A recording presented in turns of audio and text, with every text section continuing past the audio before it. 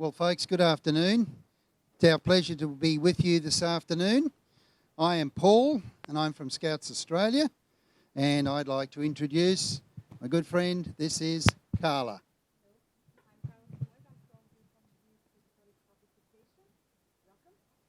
We, this afternoon, are going to work with you and look at a number of things associated with this particular topic that we're going to address today. We're going to get used to this room to start with. This is the first time we've worked in this sort of environment. So if we look like we appear to be not quite with it, you're probably right. We're probably not.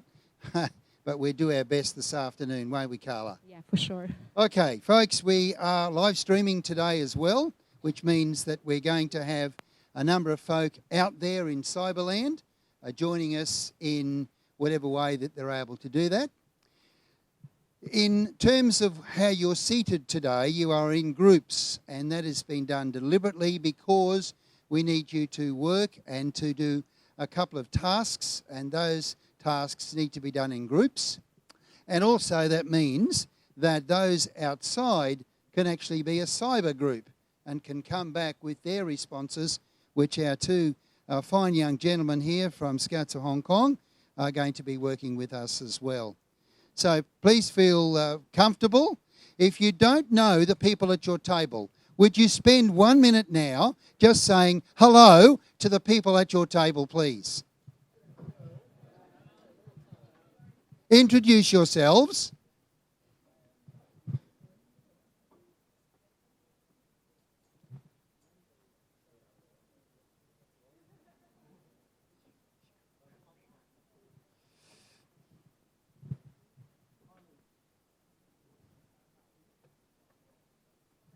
Done that already? Fantastic. Have you exchanged email addresses yet? Oh, you'll do that at the end of the session. All right. Well, we'd like to get started because we've got a little bit to do, and our folks out there are also anxious that we get moving, so let's go. Our topic today is one which has obviously a lot of potential and a lot of excitement, and we're going to be looking at this in several ways and in different opportunities this afternoon for you to provide your input. So obviously with things of this nature, we always have a number of objectives. And by the end of this particular session time with you this afternoon, we're hopeful and we know that you'll be able to recognise and explain the basic concepts of education for citizenship, that you'll also be able to recognise that education for citizenship is the central focus of the Scout movement, and that has been right from the very beginning of our movement. Also, that you'll be able to identify education for citizenship in the elements of the Scout method, that which we do to incorporate or broader develop citizenship in the youth program. And the thing to remind ourselves about is everything we do is connected with youth program. We are there for young people. And so this focus today about scouting and active citizenship is a timely reminder for us all in the way we are dealing with and the way we are working with young people in preparing them for active citizenship. The last one there is to identify and describe the concept of global citizenship and how scouting is having local community impact. And as we work through this afternoon, there'll be a number of things which I'm sure you will pick up and take back with you to your NSO or NSA. So let's get moving. We've looked at that, and so the structure is going to be confined to those steps. We'll look at the concept of citizenship. We will look at education for active citizenship. We will look at, again, the mission of scouting and just remind ourselves of why we're doing what we're doing. We will look at education for citizenship in the Scout method, global citizenship, and some of those very good practices that are occurring within Scouting. So no matter where you come from this great world, but it's really a small world when we think about our family of scouting. And together, as we share today, I'm sure we're going to gain from the experiences we work together. Let's have a look at some of our working methods. Obviously, we need to provide some form of presentation, and we'll do that in several stages. We're going to also, as we said at the beginning, involve you in some group work, because your input will affect the outcomes of where we go in terms of this Congress. And so your input this afternoon will be very valuable. So thank you for coming and being part of this session. And of course, discussion. No session, workshop, seminar, or anything of that nature is of much value unless people get an opportunity to talk, particularly amongst your groups, but recognise the opportunity that you do have a voice, as do our friends out there, in being able to talk about this very important area. Okay, so friends in scouting from around the world, are you ready to go on this little journey with us this afternoon? Are you? I don't think people out there can hear you. Are you ready to go on this journey? Yes. Wonderful. Now, folks out there in Cyberland, at the moment we have 3 groups in this room. You can't see where they are sitting, but believe you me, we have a real mix and a real blend from around the globe. And no matter where you're from, I'm sure you'll feel very much a part of what we're doing this afternoon. So join in with us and we'll see where we travel. Okay, now for us to move any further in our thinking and for us to consider where we might go in our understanding of developing it further with citizenship, we need to look at some basics. And for many of you, this is perhaps old hat. You probably know all about this, but it's good for us to be reminded of several things. So we're going to look at what is the concept of citizenship, just for a few moments. Now, it's well documented that there are 2 eras of citizenship, and you could actually pin those down to the early times of the Greeks and later on to 2 eras before and after what we know as the French Revolution. Our concepts, our ideas of citizenship have changed. And what we've got now is, I suppose, an understanding of what ancient Greece defined the citizenship as, what you can see there. And we're talking about citizenship from an ancient culture which had very particular ideas on how their people should work and live together. And so what it could be said from ancient Greece is that citizenship is said to have begun in ancient Greece with the onset of constitutional government in their various city-states. And that well-known expression from then, to be a citizen, is to participate in the polis. By definition, and you can look this up yourself if you've got a burning desire to get to a dictionary and say, well, we've just looked at 2 definitions, I've really got to go and find some more. Well, you could do that. But for our purposes today, we've got 2 definitions. There's one from Oxford, a very reliable source, saying that the position or status of being a citizen of a particular country is their definition of citizenship. And dictionary.com, which is obviously a web-based environment, says the character of an individual viewed as a member of society, behaviour in terms of duties, obligations and functions of a citizen. A little bit broader and probably a little bit more specific as well when you think about some of those things. We have a look at the next set of understandings about modern citizenship. Their focus, and even from your country and where you come from, your idea of citizenship may have different meanings.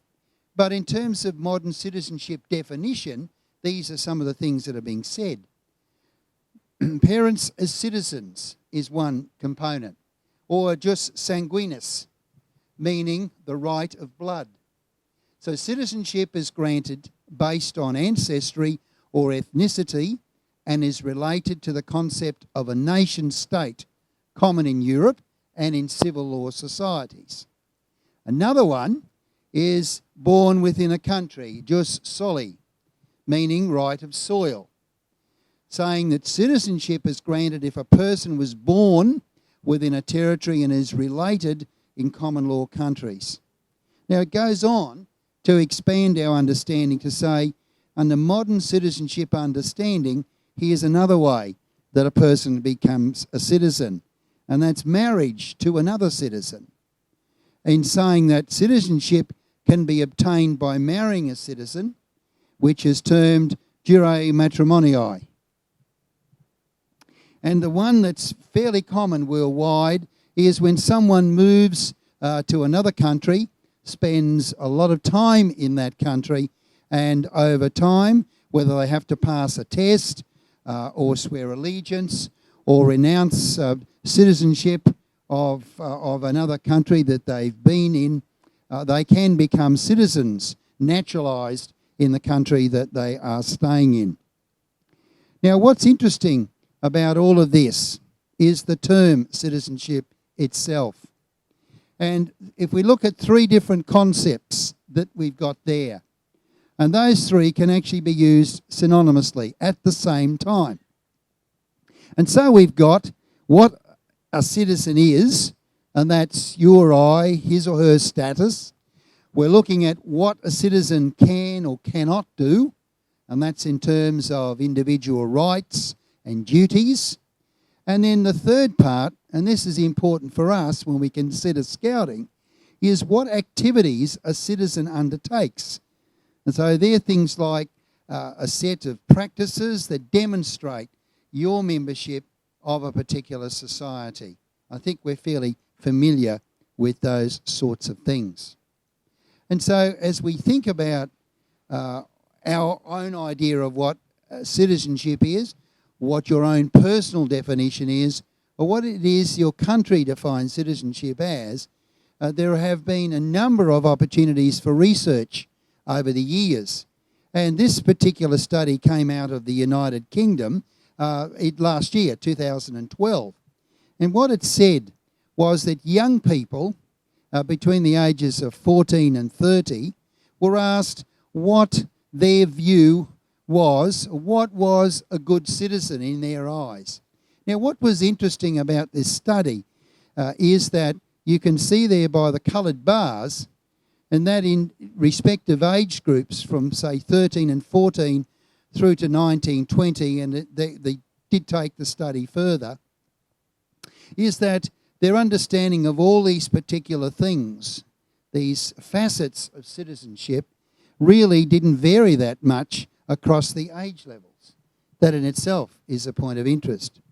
It went on to say also, and I'll quote from this particular document that it actually referred to, it said that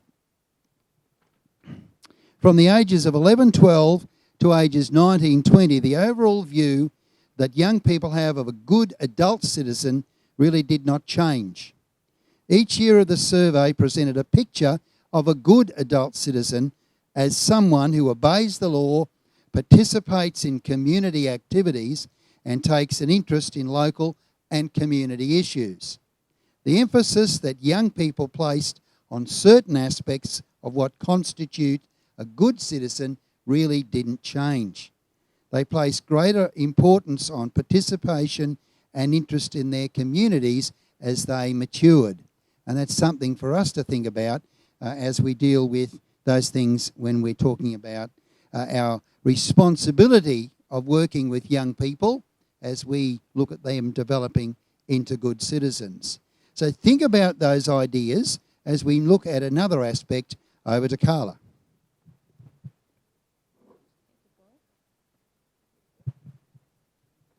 Well, I think this is on. Yeah. Okay, so after seeing some concepts about citizenship, we are now going to talk about citizenship education. And we have also a set of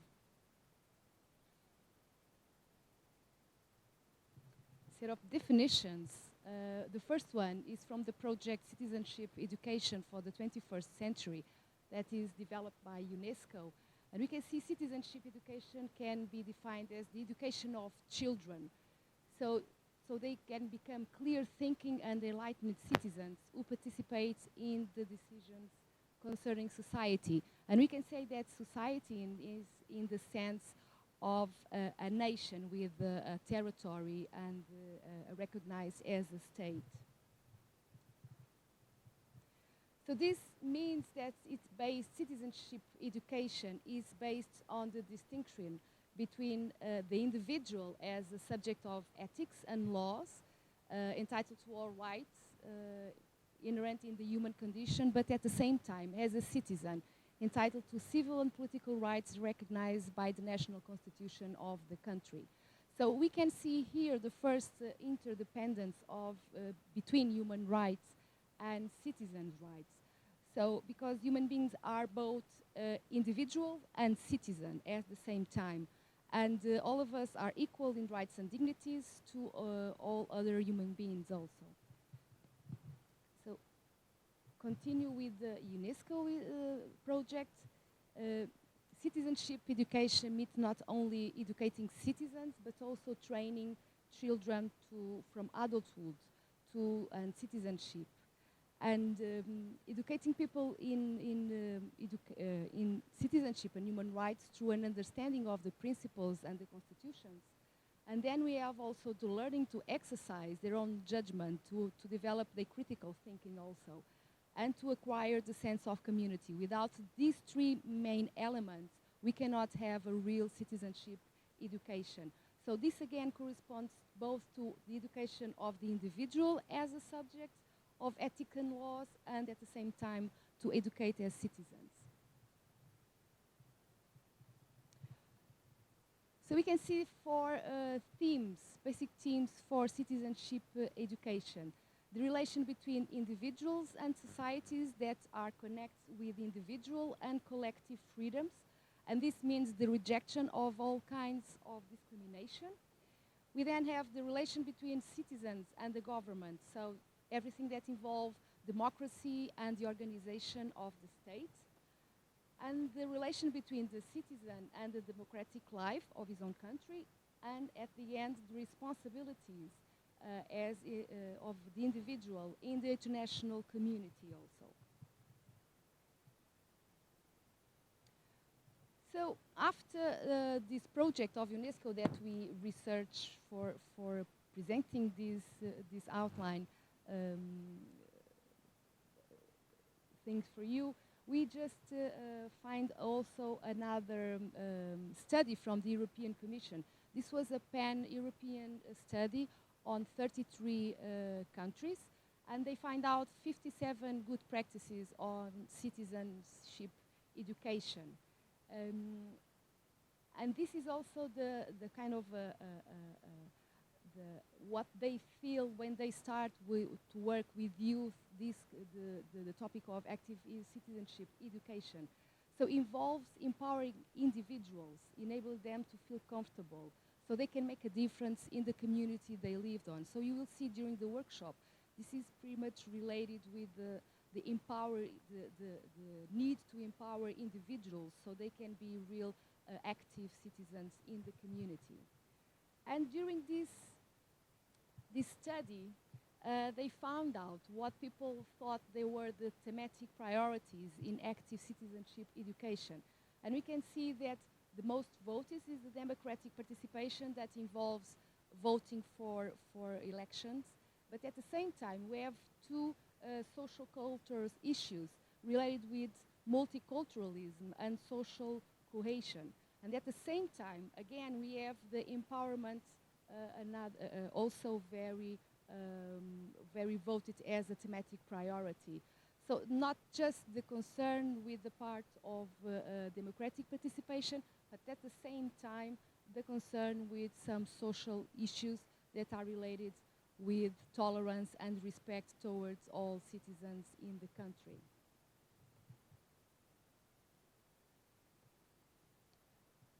So there are three main stages of active citizenship, and this was found out also in this study. So the underlying value of the practice, and this is related with democracy, multiculturalism, gender equality, and then other values that we'll deal later. And then we can see also as the benefits to participants in terms of knowledge, attitudes and skills. And these three things are not quite strange for us, because in scouting we are often talking about knowledge, skills and attitudes, so we can relate with this. So in terms of knowledge, the awareness, the familiarity with certain issues, the mindset, the personal conviction as an attitude, and then the skills that will give them the ability to put into practice active citizenship. And then at the end, the context in which this is practiced. So for the first group test, because we really want to know what are your ideas about citizen, we are going to ask you to work in a group, in the three groups, and to identify at least two for each one of the terms of knowledge, skills, and attitude. So when you think about good citizens, an active citizen, what are the knowledge, the skills, and the attitudes that they should have? Okay, so we'll give you, this is going to be a very quick task. We'll just give you 10 minutes to discuss into groups, and then you will have just 2 minutes to present our outcomes. And for the presentation of the groups, you should be in this green spot, okay? So people at home can also see the outcomes from your work. Okay, so very quickly, we're just going to give you some flip charts.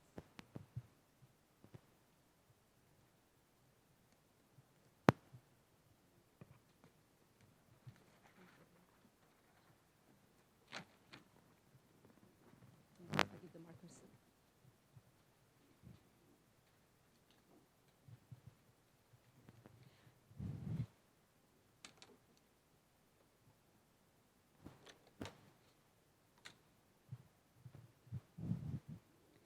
Okay, so please, 10 minutes for the task. Identify one rapporteur that at the end of the 10 minutes will come here and present the outcomes. And we invite also people at home to make a list, at least of 2 elements for each one of the knowledge, skills, and attitudes. And they can also participate online if they want. Okay? Start it.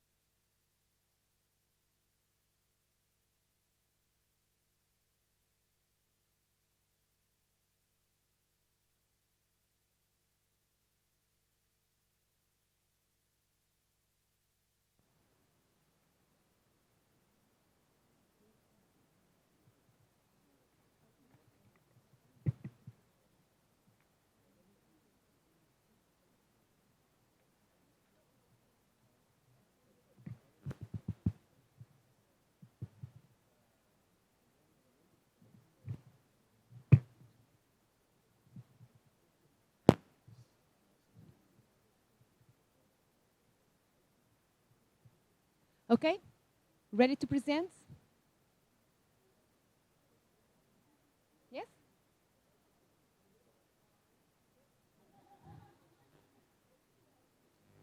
Okay, so let's start with the presentations of the groups, okay?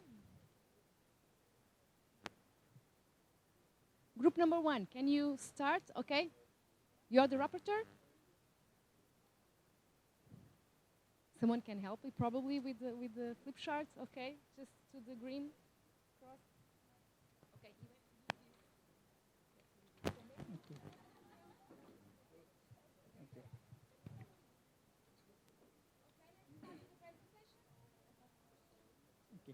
Uh, I'm representing Group 1 here. We were asked at this two, but we have more than two. Knowledge, skills, and attitude. And the knowledge, we thought reality of the community. I think that's very important for every individual to know. Then relation between environment, society, and economy, and cultures. I think these are very, very important.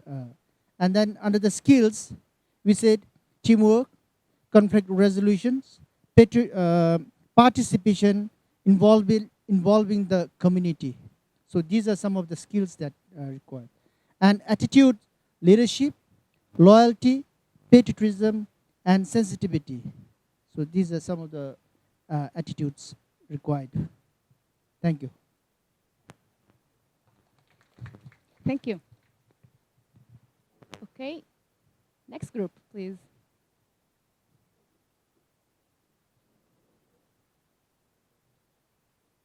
Who's going to speak?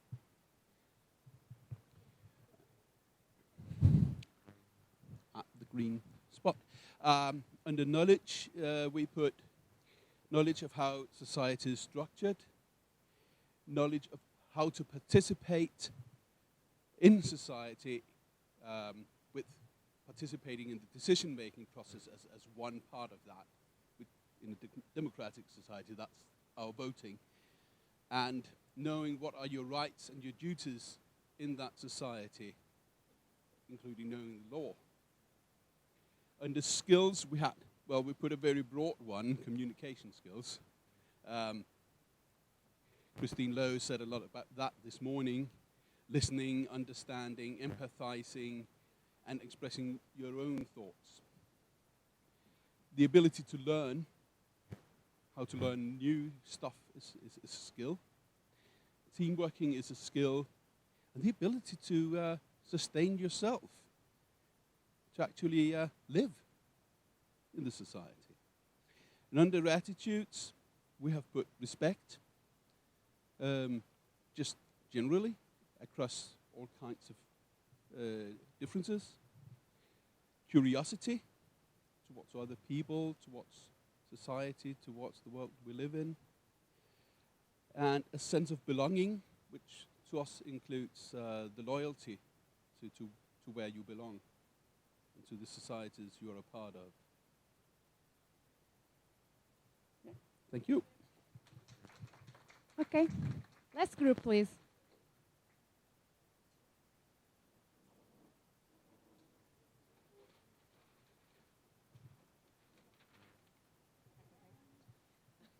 I'm not sure that our paper fully represents all the discussions, but for skills, we also the same. We put communication skills because it covered a broad spectrum, and planning and organising. But this was in relation to visits and community sort of projects rather than scouting as a whole. And we looked at tolerance and empathy as attitudes, and governance in terms of, again, like some of the other groups have said, understanding how your local governance system works, your rights within the community, and also the laws and legislations that you need to work within. And then we also put human rights as a separate one because we felt that your local rights are different to your global rights. And then we went back to the teachings of Baden-Powell in regards to citizenship to look at what was there. And so the two elements of that were character of yourself and health. So it was quite different, the original meaning, to some of the quite politically sensitive words that lots of us have written down. So that's as far as we got. And if I might add, the distinction between active loyalty to your society, that you're actually making an active difference every day, and then passive citizenship, which could be defined as basically just going about your business, abiding by the law, voting, doing your job. If you're just doing that, then you're not really living up to the BP definition or spirit of active citizenship.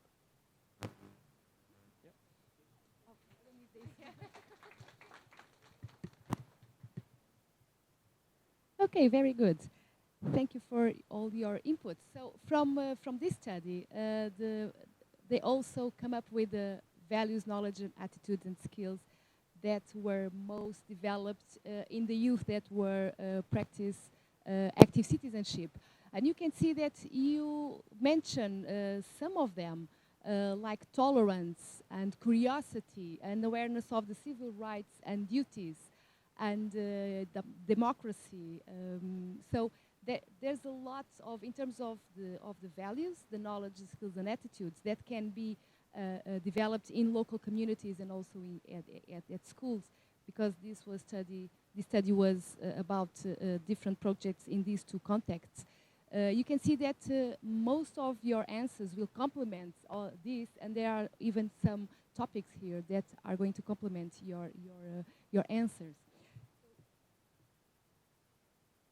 So the interpretation of active citizenship, and a little bit on the continue of, okay, I can see your name, but what the last group said, is understanding all the facets of democracy, and this meaning to respect the views of others, and also embracing diversity. So it means that being an active citizen meant for many practice being open-minded, and this is very important also. Because if you are talking about diversity, you have to be open-minded and tolerant. And also being autonomous and taking responsibility for your own actions. So again, it's not to be a passive citizen, but be active and responsible.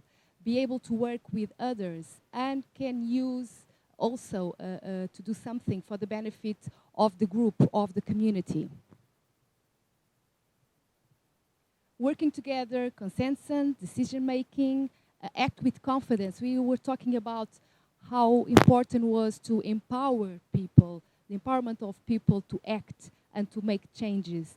And this is related with the confidence to act and to fight for changes if they think they are needed.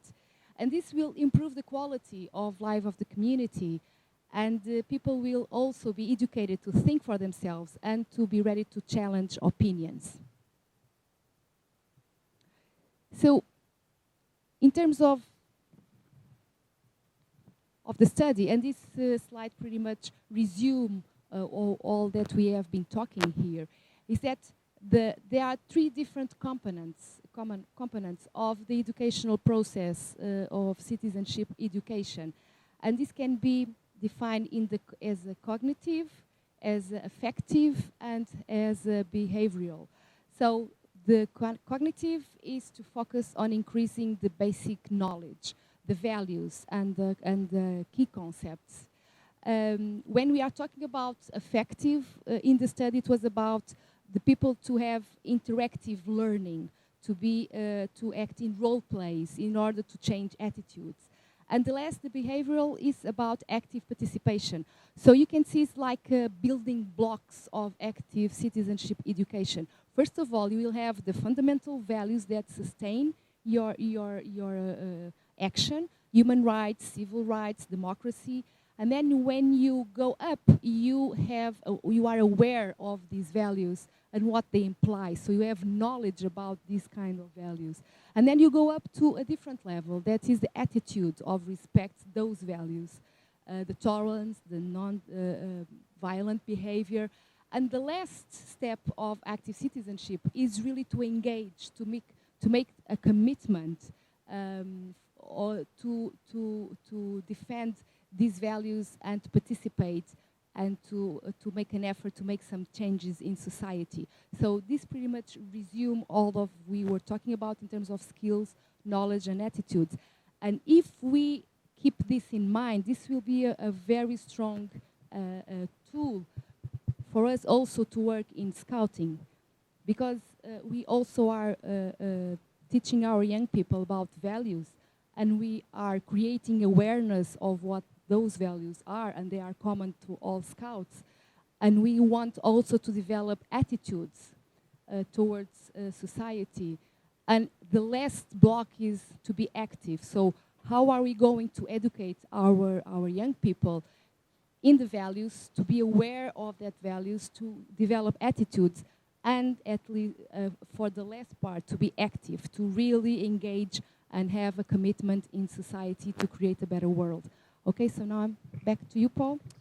Thanks, Carla. I was interested while you were doing that group work to pick up on some of the comment here. And Lars, you made some very good points. You made reference to what our original understanding in Baden-Powell's perspective and undertaking to understand that for people in those times, it was a different focus, different perspective.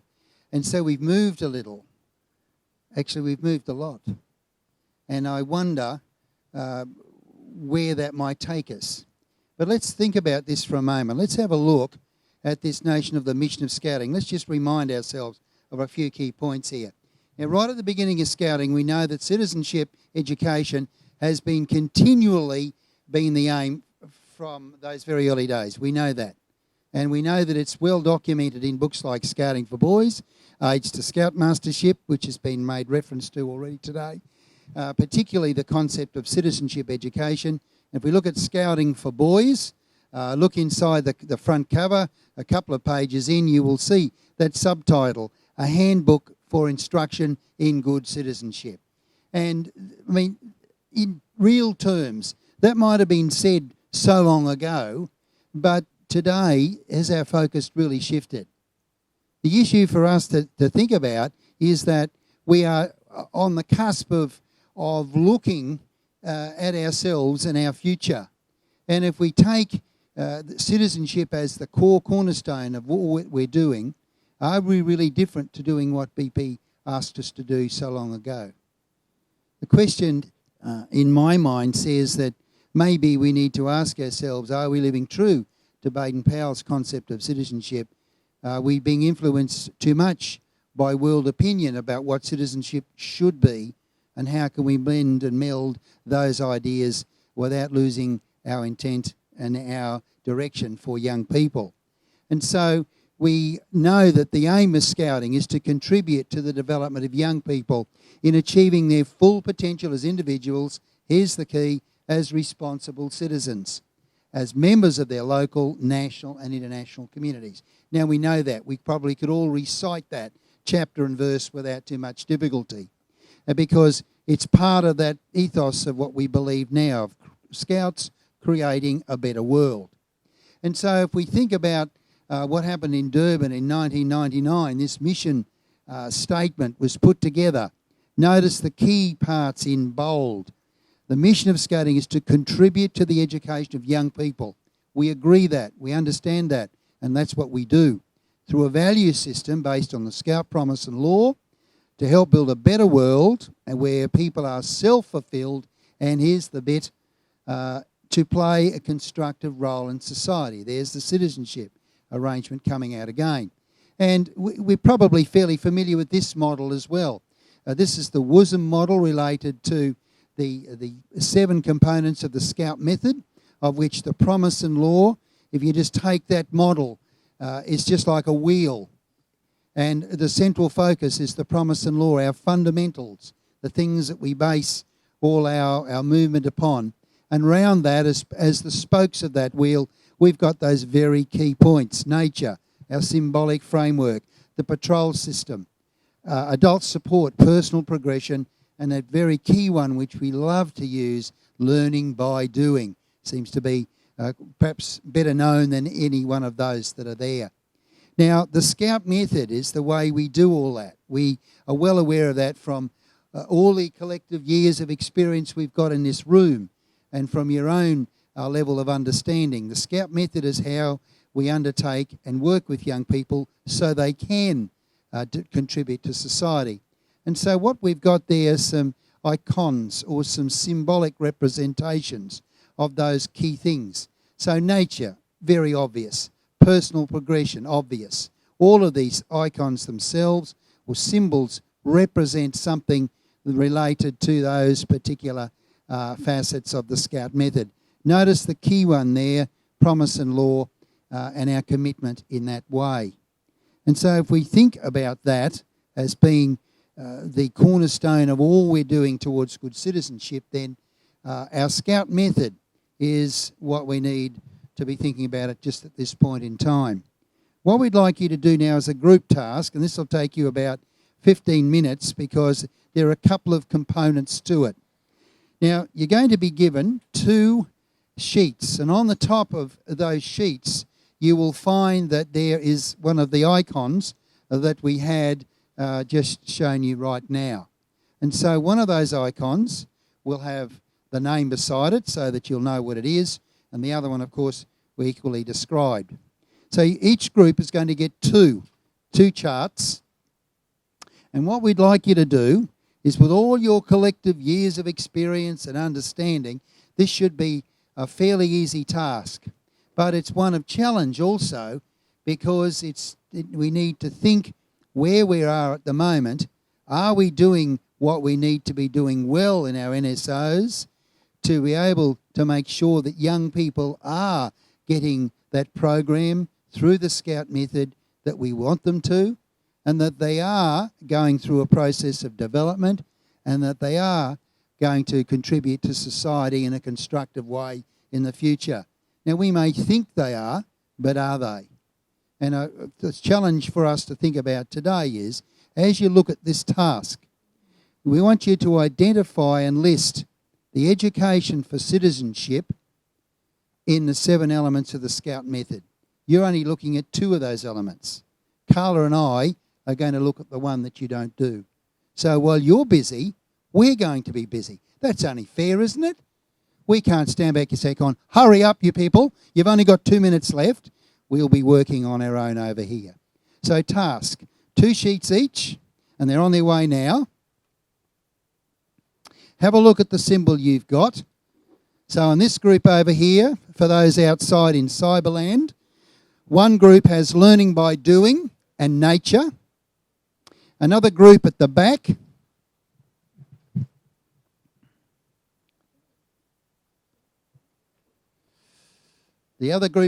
here has promise and law and thank you. And the last group here has obviously the patrol system and adult support. So we're going to give you 15 minutes. So you need to work slickly as a team, as a group, to see if you can come up with some ideas that illustrate, through the respective Scout method element you have there, ways to educate for citizenship. Is that clear? Task clear? See plenty of nods. Are you ready to go? I can't hear that. Are you ready to go? Well, okay, well, let's see what we can do. Time starts now.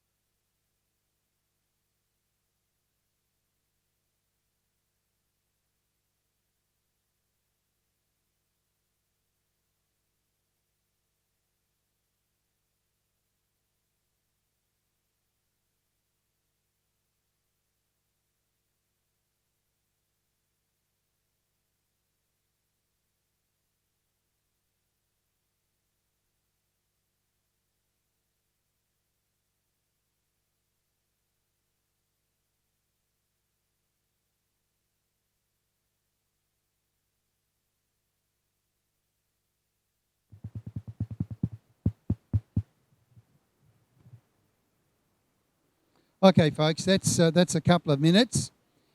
We know that you probably would like to spend a lot more time on doing this, but unfortunately we don't have that luxury. So what we'll get you to do is if we stop there with what you've got. I think every group has got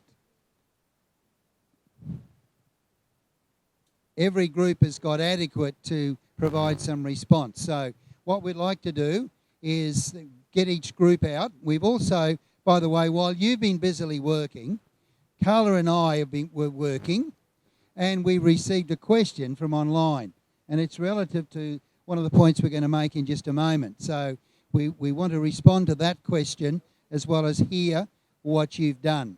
So group volunteer first. You've got about 60 seconds to report because we'd like to comment on that as well. Okay?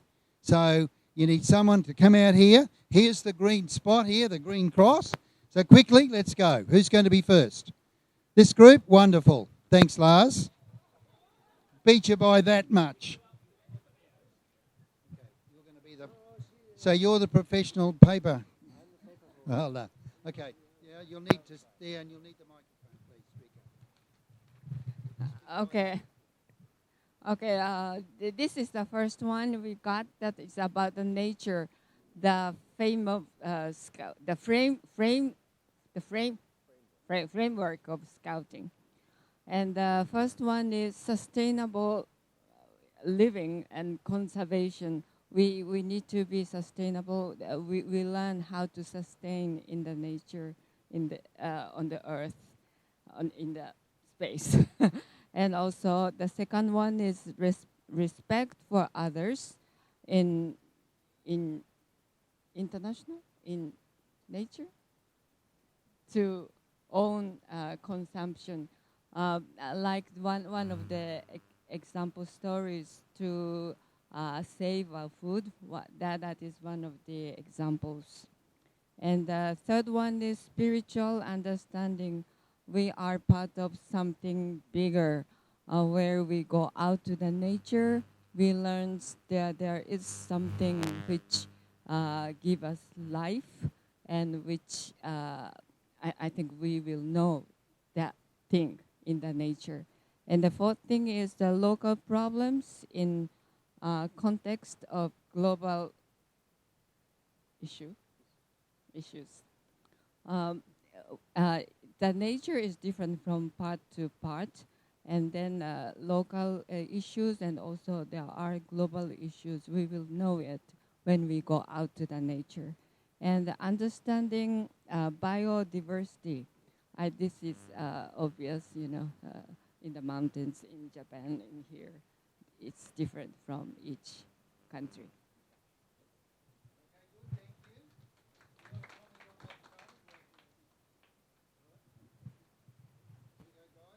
So the second topic assigned to us is learning by doing. And we all agree that in learning by doing, the Scouts develop a sense of adventure through games, and also self-esteem, as well as self-confidence. And learning by doing stimulates the value and our attitude for leading positive change. We also know and understand and agree that in learning by doing, the Scouts learn from the experience itself. And it allows them also to have a self-reflection on what they have experienced and the learnings, as well as project a more critical thinking about things.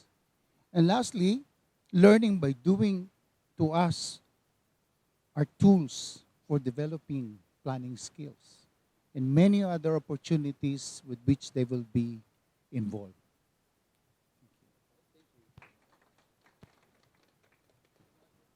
Thanks for the microphone, please, mate. Right, okay. Thank you for that. Yeah, that's it. Right, thank you. It's there? Yeah, right there on the green spot. The green mark, see? That's the one. Perfect. Okay. Thank you. The conclusion is the Scout method is fantastic because everything is here. Well, in the patrol system, we have teamwork, organization, democracy, sharing responsibilities, leadership, project management. Everyone has a role inside the team. Peer learning, help each other, conflict resolutions, communication, and team council. Wonderful. Wonderful. Okay. Next. We talk about adult support. Okay. In point form, mentorship, coaching, guidance, respect, intergeneration dialogue, confidence, create more opportunities. Let them to do some in the successful case or some failure, and they create a good atmosphere, exchange and give their experience, role model and teaching, empower young people, create the opportunities for learning by doing, and organize the difficulty counsel and counseling. That's it. Our adult support. Yeah. Okay, thank you. Big clap for them. Okay, hang on to those for a moment, please. Oh, yes, you better give us that back. All right, last group, please. Yep, just hang on to those. Here we go. This group had promise and law for those out there in Cyberland and had the personal progression. So let's see what they've got. I need to do them both? Okay. Okay. First of all, we thought that you all had easy way out and we had the most difficult thing, so. Oh, sorry, I was supposed to stand here. So promise and law, well, basically we think that it sets the value base for active citizenship, or what we think active citizenship in Scouting is. For example, duties to God and your country and so on, helping others, being active and participating in the community, and commitment, responsibility towards many things. So promise and law set the value base for active citizenship. But the personal progression was very difficult. We were thinking that, that's the core, that's the program, that's how the children and the youth are developed. And then we tried to put it into words and find examples. Well, we talked about how progressive involvement in decision-making is expanded, that first you make decisions in your own group, and then maybe in your group, and then on the regional level, and then maybe on the national level, and even global level, and so on. That's the same with leadership. That first you may have a small task in your Cub Scout group, and there it expands. And then, well, that all is involved in becoming more independent and taking more responsibility of yourself as well as others. And then we talked also about getting professional skills, but now I don't remember what. Okay. Oh, the badges, yes, that the badge system is a way of personal progression. Thank you. Thank you. Okay, that's great. Thanks for that. Carla, do you want to say anything about those so far? I'll get the symbolic framework.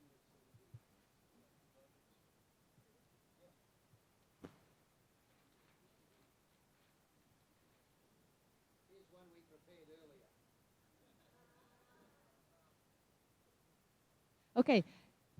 So related with the symbolic framework, we have themes, we have the storytelling, and all of these are creation of atmospheres that will enhance creativity and make people to think out of the box. And this will be also very important to develop, and is connected with citizenship, to think that it's possible to do things that probably they are not so often, but they can really try to achieve them. Role models. In many associations, we have linked with symbolic frameworks also some role models that can be very important in the transmission of values and examples of someone that has a very important part in society, being an active citizen also.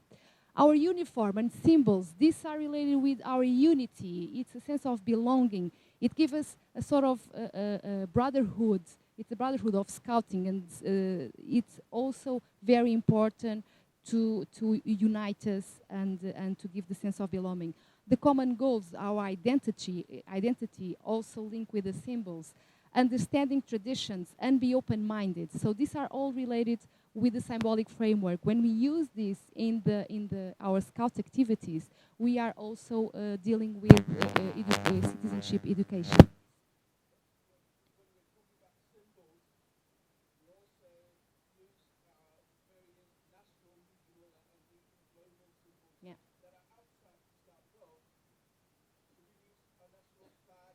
Yeah.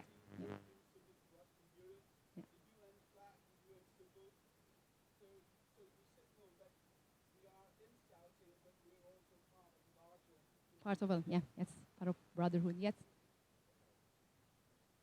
Yeah, maybe you can.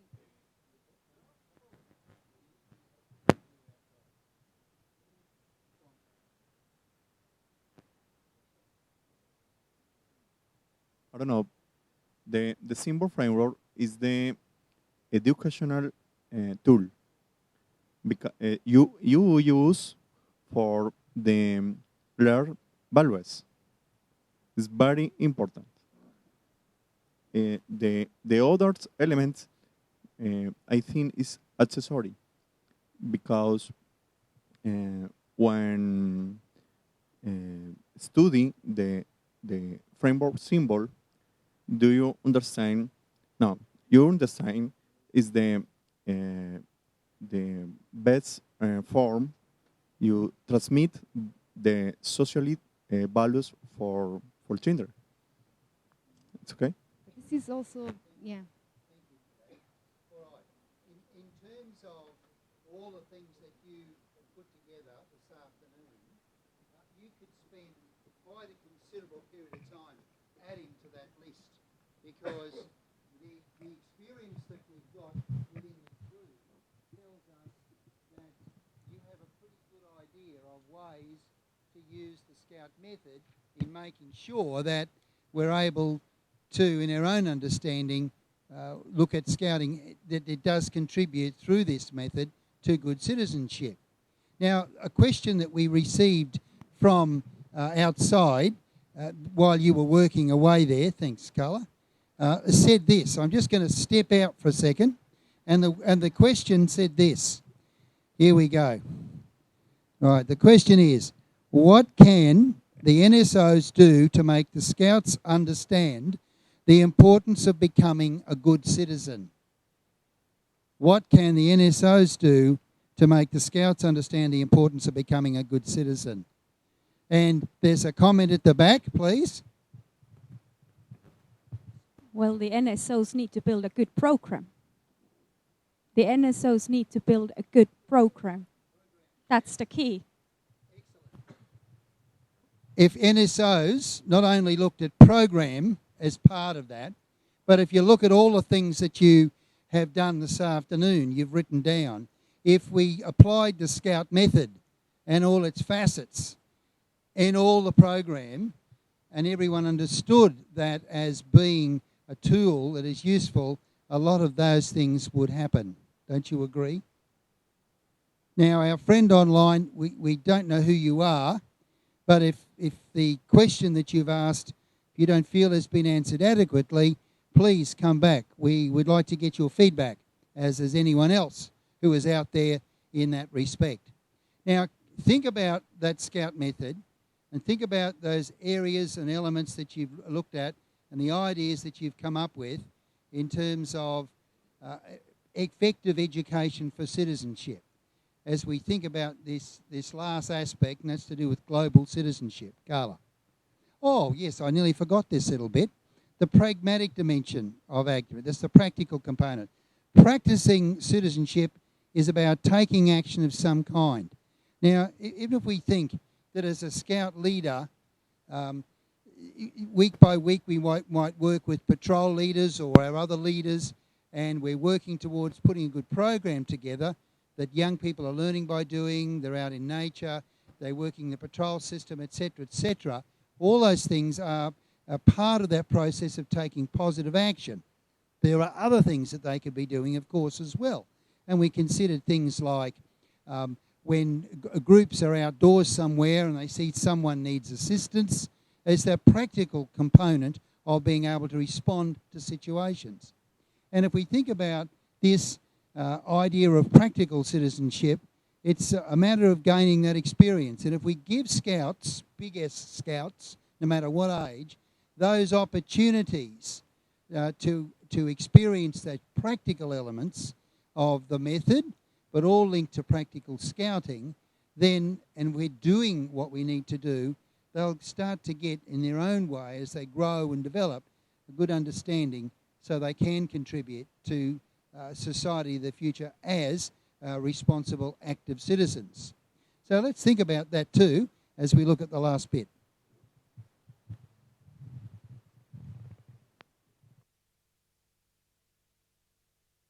So the last part of the session is about global citizenship. And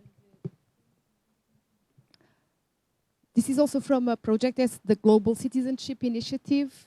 And it states that the global citizen is someone who identifies with being a part of an emerging world community and whose actions contribute to building these community values and practices.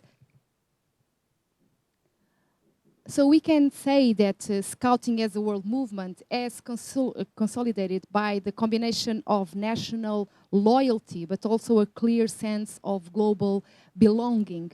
So it means that citizenship education is based on civic and inclusive values, promoting commitment, loyal to one's own national community, and reinforcing the sense of global belonging as commitment to the world community. So we have this duplicity of national loyalty, but at the same time is what we said in think globally and act locally. So it's very well stated in the mission that we saw at the beginning of the session, this intention to have this education for global citizenship being rooted in a broad range of societies and cultures. So within each culture and each society, our scouts are also a challenge to think in a global world and then to do what they can do at their local communities. So we know that the world is not perfect, but scouts can try to make it a little bit better, contributing to create a better world. And this is all about global citizenship education. And we can see main 4 progressive line within actions from local to global level inside Scouting. So the first 2, community service and community development, are much more related with local actions. And the last 2, development, education, and cooperation and development, are more related with our international practices that we have across NSOs. And we have some examples of projects within WSEC that can increase, that can be a very good opportunities for our scouts to deal also with the concept of global citizenship. We have Scouts of the World, that is for young people from 15 to 26, and it has 3 core themes: peace, environment, and development. We have Lands of Adventure, a program for young people 11 to 16. We have the World Environment Program that is it was renewed, so we have a new program. And we have also the Messengers of Peace. So these are all programs that can be developed, people can participate in the NSOs, and they are linked with several core themes, and they develop a lot of values, and it's a good opportunity for people to participate. So a little bit related with the question that we get from online is sometimes we are doing all kind of projects, all kind of activities. We go out our local communities, we go out to the world to see what can we do, but are we really having impact on what we are doing? We all know what is our purpose, to create a better world, but these are some questions that associations should try to answer every time they develop a project or anytime they involve young people in active citizenship. How good are we at what we do? Do we usually hit the target, or sometimes there's some missing communication and the project didn't go so well?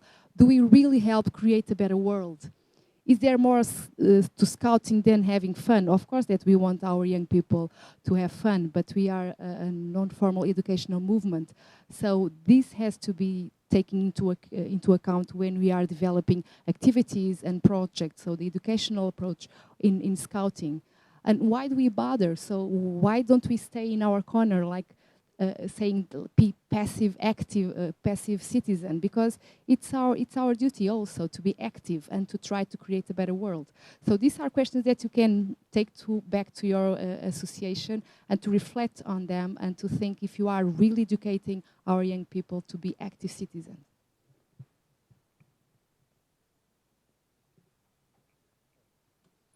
Okay, we've been down a bit of a pathway this afternoon. Travelled a little bit of a journey. For some of you, this might be just a great little refresher to revisit what some of our fundamentals are in relationship to developing young people towards better and active citizenship and contribution as a citizen of the future. For others, this might be an opportunity for us to challenge our thinking in respect of what are we doing in our NSO or our NSA regarding developing young people.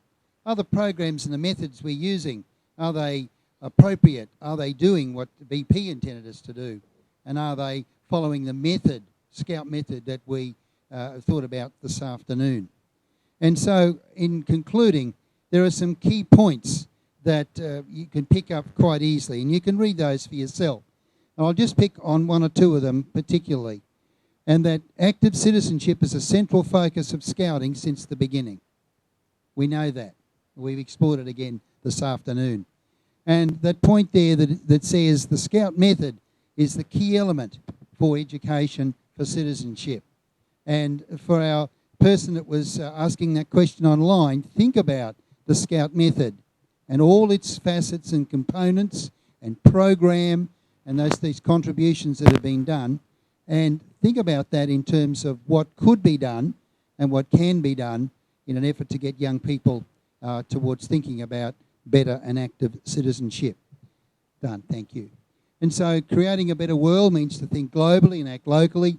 And a useful idea to think about this is if we think about the project approach is often a very good tool to develop those educational opportunities towards active citizenship.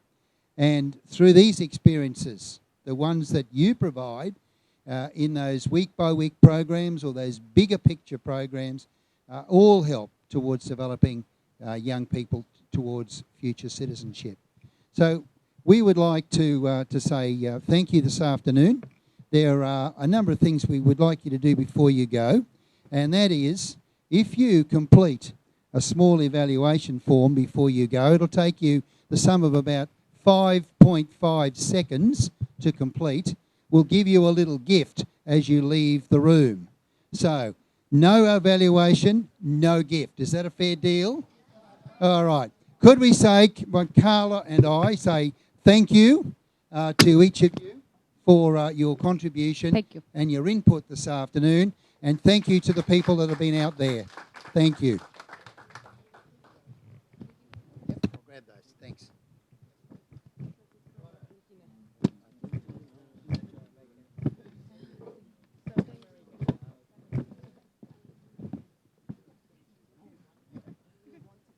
Of course, we won't forget. Come on.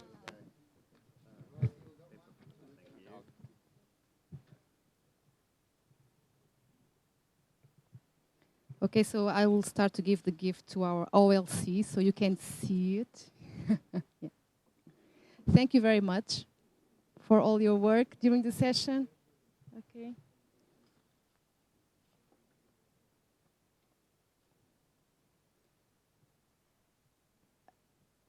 You can see also the documents that we that were the base of the session. So the PowerPoint presentation will be available in the website. So you can see also if you want to go deeper in some of the topics, you can relate it with the documents, okay?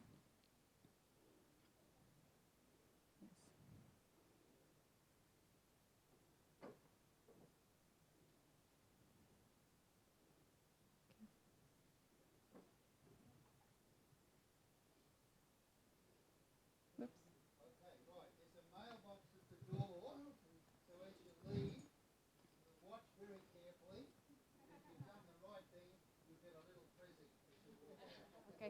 So thank you very much for all your hard work. Okay.